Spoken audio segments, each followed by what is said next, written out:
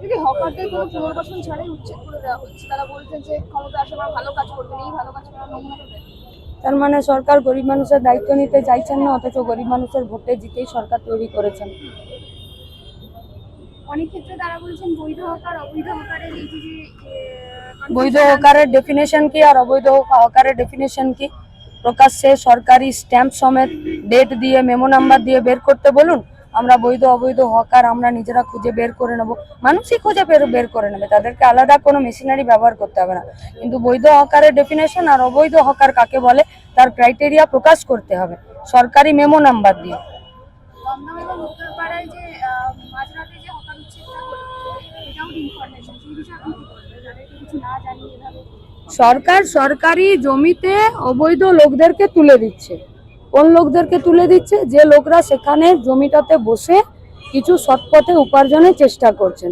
তাহলে সরকার সৎপথে উপার্জন করার অন্য একটা বসার জায়গা করে দিক, তাহলেই তো সমস্যা মিটে গেল।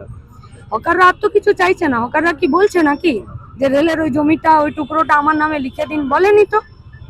হকাররা কি একবারও বলেছে এই জমিটার মালিক আমি, এই দোকানটার মালিক আমি?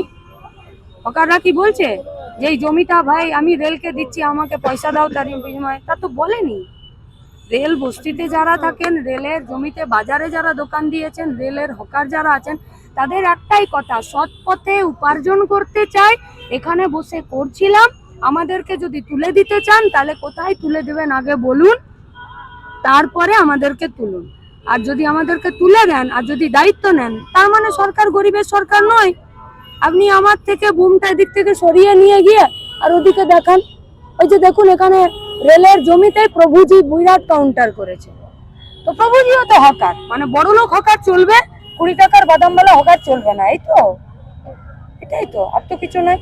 অনেক হকার আপনার কাছে আর্জি জানিয়েছেন যে তারা কিভাবে আমার কাছে না, যারা লড়ছেন তাদের সবার কাছে আমরা আজকে পরিষ্কার বলেছি। CI2 তরফ থেকে, হকার্স ইউনিয়নের পক্ষ থেকে, গরিব মানুষ যারা একত্রিত হচ্ছেন তারা সবাই বলেছেন নিজেরা নিজেদের প্রতি বিশ্বাস হারাবেন না, নিজেরা শক্ত হয়ে দাঁড়ান।